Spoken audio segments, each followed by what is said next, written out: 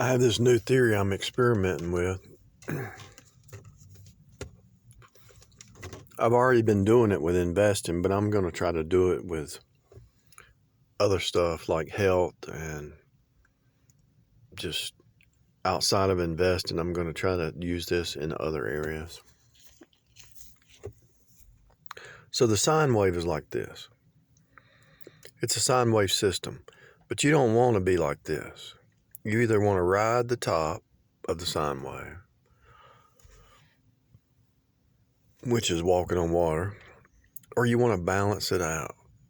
You want to take the spikes and balance it out. Now, the way life is down here, storms and everything else, there's spikes. So one way that you can avoid the downward spikes is have insurance.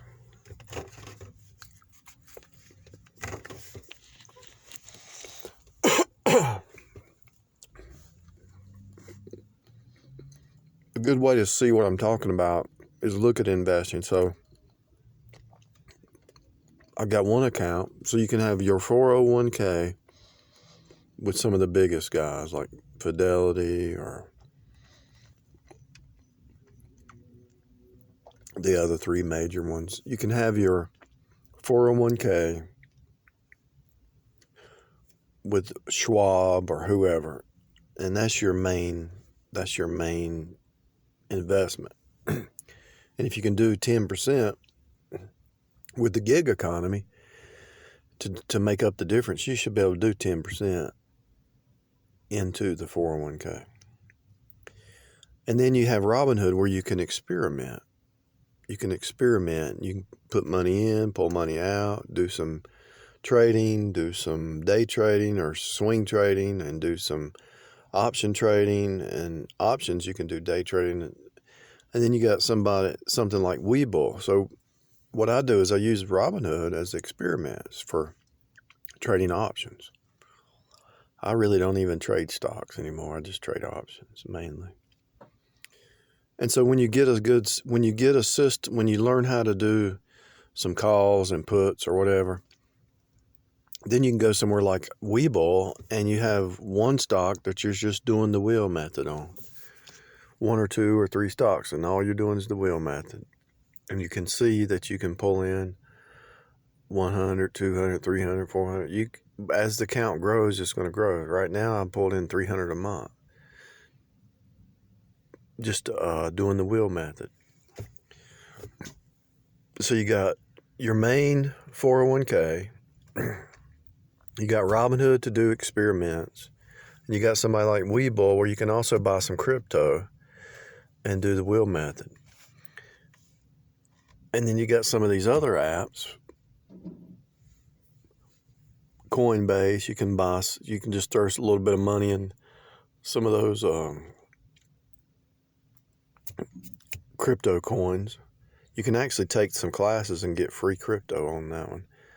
And then what you got, Public, and you got some other ones. You could just throw some money in some of those just to see how it works. But you should have maybe at least 2 brokerage accounts. And you can have with the gig economy, you can do a side gig, even if you do it on Saturday, one day, even if you only do it for 4 hours, one day a week. So you can take your gig money and invest it. When you get bored, instead of watching TV, instead of sitting on the couch, go do some gig work.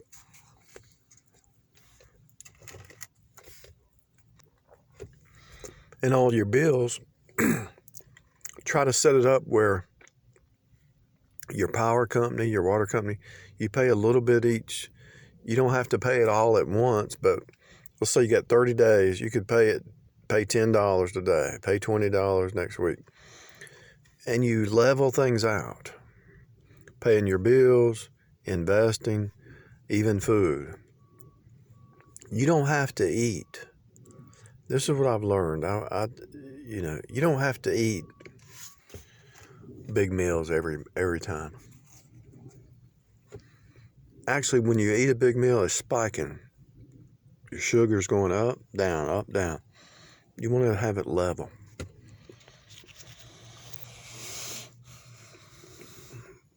And so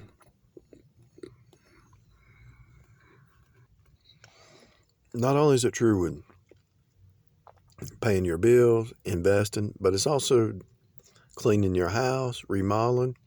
Do a little bit each day.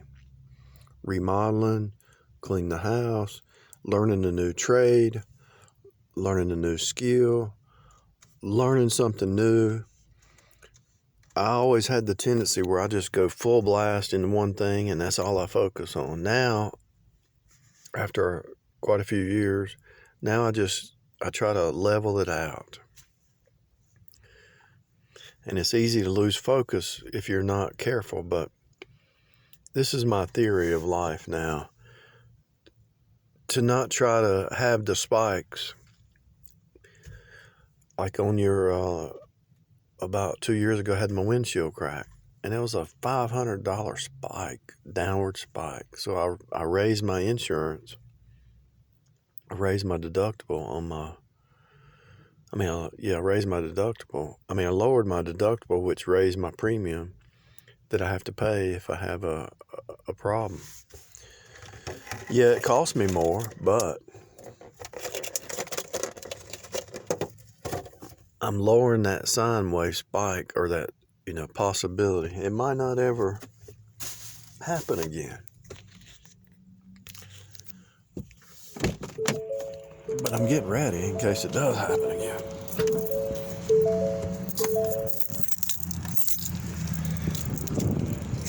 You're just reducing the spikes is what I'm getting at.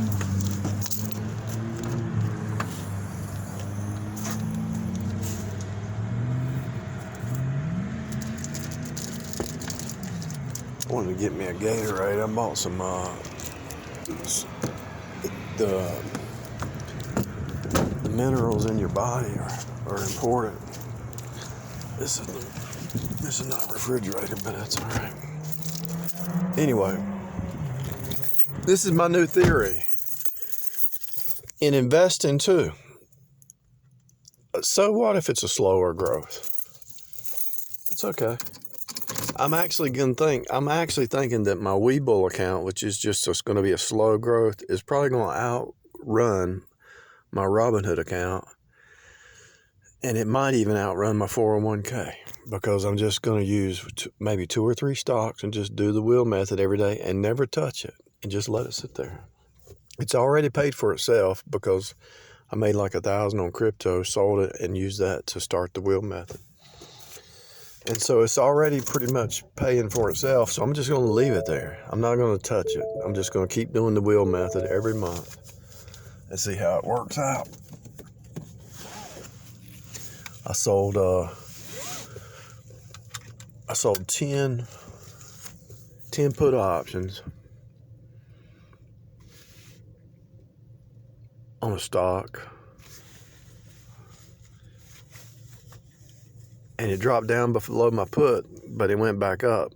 So if I'd have had to buy that, yeah, maybe it would have been negative for a little while, but then I would sell a call option the next 30 days. And when it goes up, if it goes past my call, I make money on the stock and the call, and I have to just look for another stock that matches what I want to do, matches the premium. And you can use Robinhood to experiment on different call options, put options. The money in Robinhood is just for you try to make some profit, but it's mainly to experiment. You get to a point where the money in your investment account is all profit. It's not really your money anymore. It's profit. And so you just start to roll that profit over to the next month, and using calls and puts, you can just generate some income. But anyway, and I don't buy them, I sell them, because when you sell a call option or a put option, time decays on your side, and you can roll options over. And if you just wait, let's say your stock goes under, go work more hours. Okay, so let's say my stock goes into the negative in one account. I just leave it there and I don't touch it, because I know my option is eventually going to come back because of the sine wave. So while it's down, I go make a lot of money and buy some more and average down. And so that's the secret. You average down, knowing it's because you did your research. You know it's going to go up. You don't buy stocks that are losing money. You buy stocks that are projected to go up. I mean, if they're losing 1 cent or 2 cents, earnings per share is -1 or -2. That's not a big deal because, a lot of times they do that on purpose for tax reasons. They want to lose money. It's all paper book work,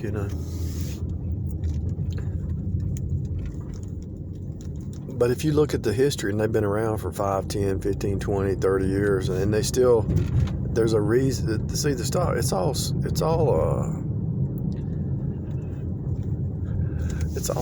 a game. It's all a game. All of them are actors. Even the media, the news, Fox News, CNN, all of them, they're all actors. They're all part of it. The whole system is to attack the saints, to attack you, to get you in the spikes. So not only is it true financially and food and paying your bills, but it's also emotionally or mentally or any kind of spike to shock you. That's what the devil's trying to do. He's trying to hit you with something to get you out of your equilibrium or your stability. And a narcissist is the same way. So you talk about something that's real life that you can apply this. There's narcissists everywhere. And if you do the gray rock method, they won't mess with you anymore. No matter who it is, your mama, your daddy, your sister, your spouse, your kids, your coworker, whatever. If you do the gray rock method, they're not going to bother you because they're not getting a response. And actually, the devil's working through them.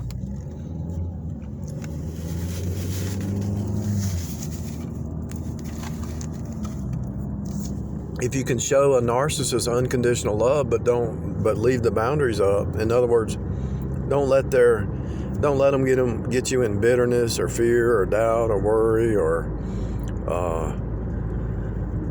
unforgiveness or whatever. Don't even once they go into that mode, it's a demonic attack, right? And so don't be mad at the person, be mad at the spirit behind the person, and just get away from them. Stay, do the gray rock method. Actually,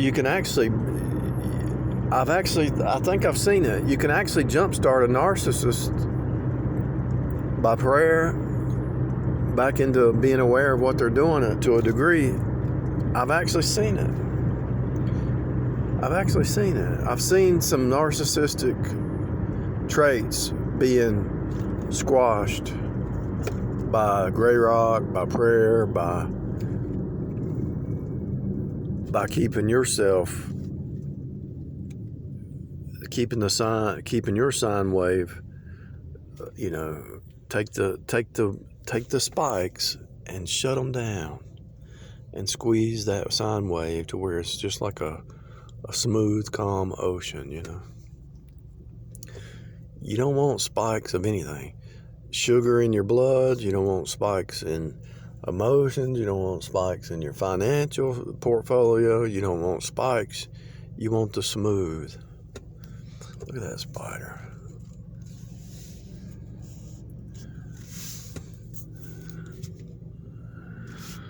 Can you see him?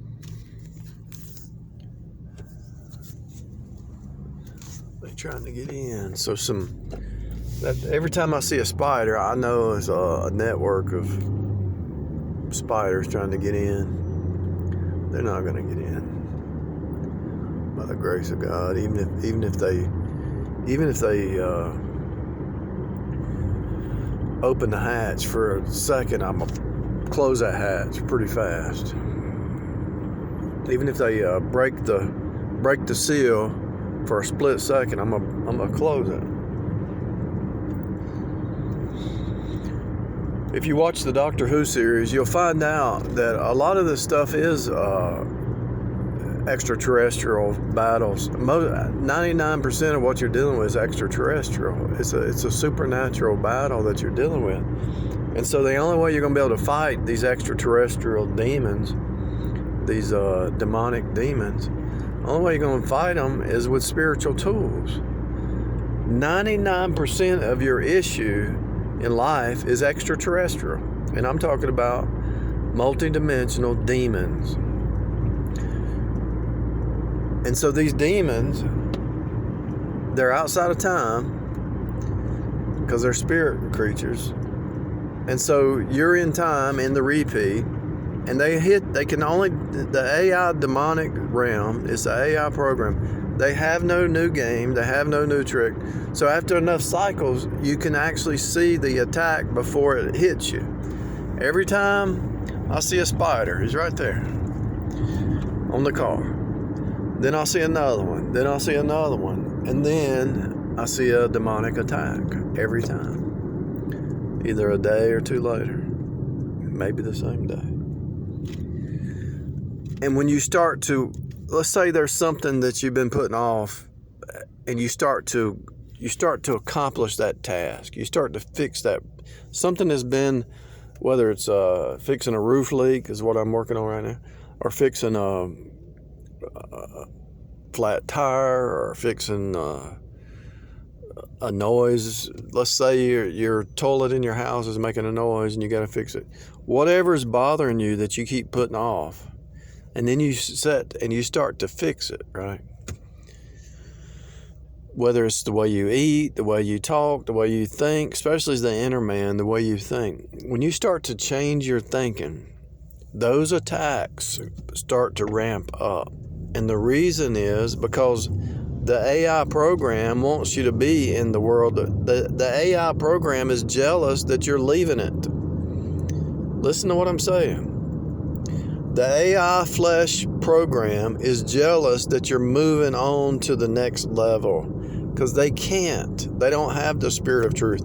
So they just go around the mountain, round the mountain, round the mountain. This is why a legalist attacks you when you learn about walking in the spirit. Because walking in the spirit is not rule-based living. You're above the blue letter law, sky. You're seated in the heavenlies. You're not under law anymore. You're in the spirit. So those who are under law are under the flesh, and they're jealous that you're not a caterpillar anymore. You're a butterfly. And so you fly above the law of gravity. You fly above the law of sin and death. You fly above it all. But they can't, because they're still under law. They're still in the flesh. They still are under legalism. They're still under guilt, shame, condemnation. And they're jealous of you, so they have to attack you. And so once you understand walking in the Spirit is not keeping some kind of rule, it's just a new creature, a new mindset, a new heart, then what happens is you have to be attacked by the hive, because the hive is nothing but a legalistic Jezebel Babylonian system. The Jezebel spirit and legalism are the same, because it's a rule-based, you got to do this, you got to be good enough, outward show, energy of the flesh, you got to do something to get back to heaven, right? You got to be good enough, or you got to deny your sin. Same thing. See, denying your sin is saying you're good enough to get to heaven. And if you admit sin, but you don't want to get saved, then you say, well, we all sin, I'm just going to work my way to heaven. The works-based system is Babylon, is Jezebel. And so, works, levels, ranks, grades, ratings. So my point is, what did I start at? Oh, balancing the sine wave. So if you're in the Spirit, if you're seated in, the Bible even says it, if you're in the Spirit, walk in the Spirit. If your identity's in the Spirit, seated in the heavenlies, then walk it. Walk with your identity. Don't walk with the flesh mind, walk with the spirit mind. Because this was all created for you anyway, and everything around you is about building up the body. So what is the devil? The devil's the opposite. He's the anti. So he wants to tear the body down. You build, they tear. That's why they're tears. They tear down because they're tears. So the tear always tears. And they're jealous of you because you build and you build up. They don't have the power to do it. I still didn't drink my Gatorade. They don't know how to build up because they're tears, and that's why they tear down. The hologram is the words. The words are the hologram. That's why when they create something new, they have to name it. When the baby gets born, you give it a name. Why? N is snake and the fish. AM is water, blood, spirit. A is blood. M is water. E. N is the snake. N is the cross. The snake and the fish is the letter N. Go to the Phoenician script and you'll see. The letter N is a snake and a fish. Jesus became sin, the snake, for you to fish you up. And the devil's trying to hook you down, the Captain Hook. So N-A-M-E is name. So N is the cross. A-M-E is the spirit, blood, and water. And so you name a baby according to its calling. The mom and dad think they're naming it, but God is naming that child through the parents. And so your name represents your calling, your destiny, and everything. Now you can change your name. Saul got his name changed to Paul, you know. People can change their name. Change your name, change your destiny. You see, I'll give them a new name. The Bible talks about in Revelation, right? Give them a new name that nobody else knows.